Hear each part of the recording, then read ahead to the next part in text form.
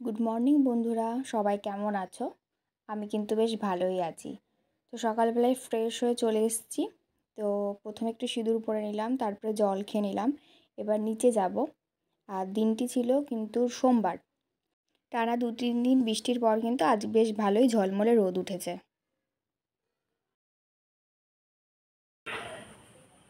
Current চলে গেল সকাল সকাল। মানে আজকে একটু রোদ উঠেছে। আর রোদে মানে রাতটা ভালোই ঠান্ডা ছিল। মানে একটা চাদর গায়ে দিয়ে শুতে হচ্ছিল। কিন্তু এই যে এখন রোদ উঠেছে সকালবেলার থেকে, একদম কড়া রোদ, এই 2-3 দিন বৃষ্টির পর। এবার যেমন গরম পড়ছে, কারেন্টটাও চলে যাচ্ছে। কারেন্ট যা শুরু হয়ে গেছে, এত ডিস্টার্ব করছে না কারেন্টে, আর কি বলবো। তো যাই হোক, এখন আমি ফ্রেশ হয়ে গেছি, সমস্ত কাজ কমপ্লিট হয়ে গেছে। কিন্তু আমাদের কাজের দিদি আসেনি এখনও। এবার আসবে, বাসন মাজবে, তারপরে রান্নাঘরের কাজকর্ম শুরু হবে। আর আমাদের রান্নাঘরে মোটামুটি রান্নাবান্না সব আছেই, শুধু রুটি করলে হয়ে যাবে। আর সমস্ত কালকে তরকারি আছে, তো সেরকম কোনো চাপ নেই।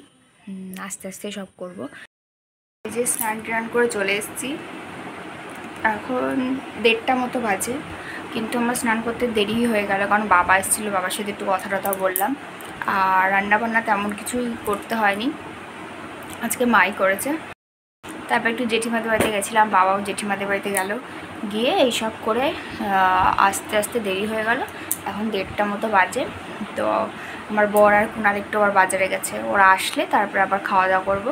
খাওয়া দাওয়া করে আবার বিকালে এক জায়গায় যাওয়ার আছে। তো এই দেখো, আজকে অনেকদিন পর 3টে 10 টাকা পেয়েছি, আর 10 টাকার কয়েন। তো এখানে আমি 10 টাকাগুলো জমাই। আমি এতগুলো টাকা জমেছে, 500-600 টাকা মনে হয় জমেছে। দেখি একটু গুনি কত টাকা হয়েছে। আমার ভালো লাগে এরকম কয়েন জমাতে। 5 টাকার কয়েন জমাতাম, তারপর যখন থেকে 10 টাকার কয়েন উঠেছে তবে থেকে আমার 10 টাকা জমাতে ভালো লাগে। আর এই 10 টাকার কয়েনের মধ্যে যে দুটো 100 টাকার নোট রয়েছে, ওটা কিন্তু আমাকে দিদা দিয়েছিল, দিদার শাশুড়ি। তো এই দেখো, ওখানে 670 টাকা জমে গেছে। বম্বেতেও আমি আমার একটা ঘট আছে, ওখানে জমিয়েছি, ওখানে 1000-এর বেশি জমে গেছে। আর এখানে 670 মতো হয়েছে, মানে 1000 হয়ে যাবে। ভাল লাগে এরকম করে টাকা জমাতে বেশ। দুপুরের দিকে আবার একটু মেঘলা হয়েছিল, বৃষ্টি হতে পারে, সেই জন্য আবার জামা কাপড়গুলো এখানেই নেড়ে দিলাম। আর তারপরে দেখলাম আমার বর আর কুনাল দুজনেই চলে এসছে বাজার থেকে। আর দেখো কত কিছু কিনে এনেছে, মানে দুজনেই কিনে এনেছে, কুনালেরও আছে আমাদেরও আছে। তো কুনাল ব্যাগ নিয়ে গেছিলো না, তো আমাদের ব্যাগেই সব ছিল। তো আমাদের বাড়ির সব রেখে চলে গেল আবার তাড়াতাড়ি, বললো পরে নিয়ে যাব। তো আমি তাড়াতাড়ি করে দেখতে বসে গেছি যে কী এনেছে এই ব্যাগটাই। তো দেখছি যে বিছানা চাদর এনেছে। তো চাদরগুলো ভালো, তাড়াতাড়ি করে দেখতে বসে গেছি।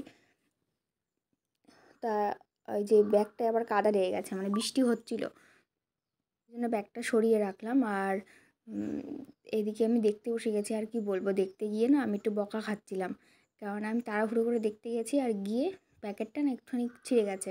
আর সেই জন্য আমার বরের কাছে একটু বকা খেলাম, বলছে হ্যাঁ তুমি তাড়াহুড়ো করো। তা আর আসলে মানে প্যাকেটটাও প্রচণ্ড নরম, আর বৃষ্টিতে একটু নরম নরম হয়ে গেছে না, মানে একটু জাস্ট আমি খুলবো না ভেবেছিলাম, মানে হালকা করে একটু দেখতে যাবো, দেখতে গিয়ে ব্যস্ত একটুখানি ছিঁড়ে গেছে, বকা খেলাম। তারপর পুরোটা খুলে বার করলাম। তারপর দেখলাম বেড কভারটা খুবই সুন্দর, এটা একটা গিফটের জন্য কেনা হয়েছে।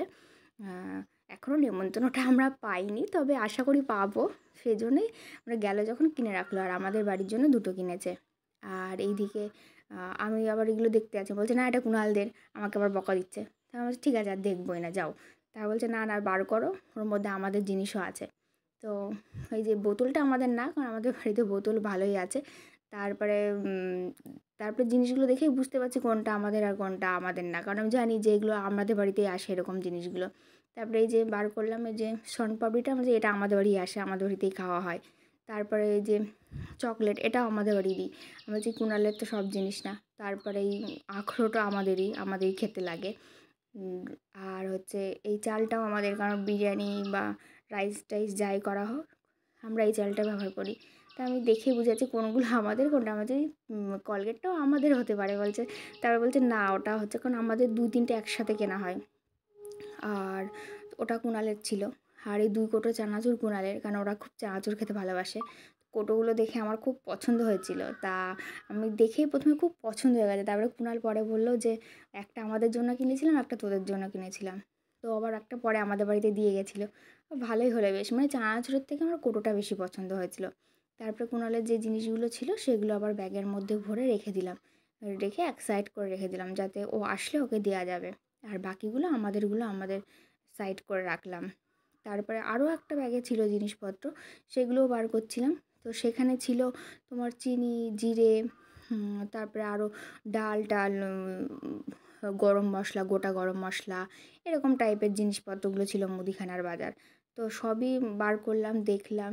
তারপরে আমাদেরও চানাচুর এনেছে একরকম, তারপরে চকলেট। তারপরে দেখো প্রেশার কুকারের এই গার্ডারটা পাল্টাতে বলেছিলাম, সেটাই ভুলে গেছে।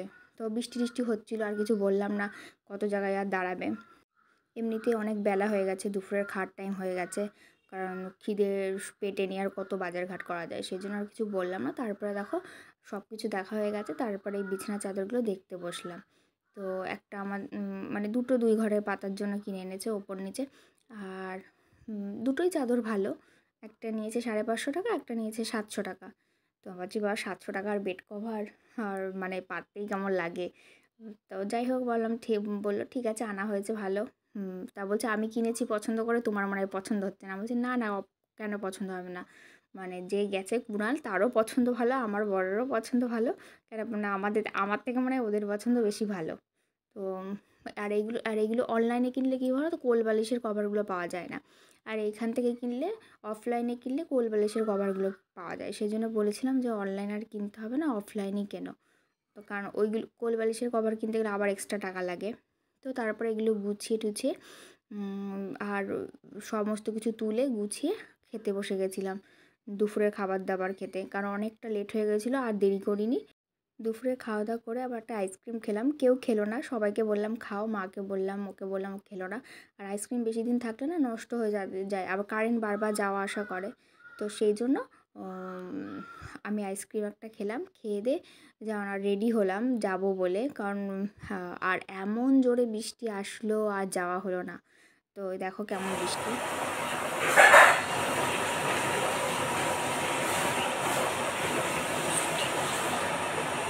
আসলে আমি যেতাম, কিছু টেস্ট করানোর ছিল ডাক্তার দেখানোর আগে, লাস্ট টেস্টগুলো, তো সেইগুলোই করানোর ছিল, সেগুলো আর যাওয়া হলো না এত বৃষ্টির মধ্যে। তো আজকের ভিডিওটা এখানেই শেষ করছি, অবশ্যই লাইক কমেন্ট করতে ভুলো না।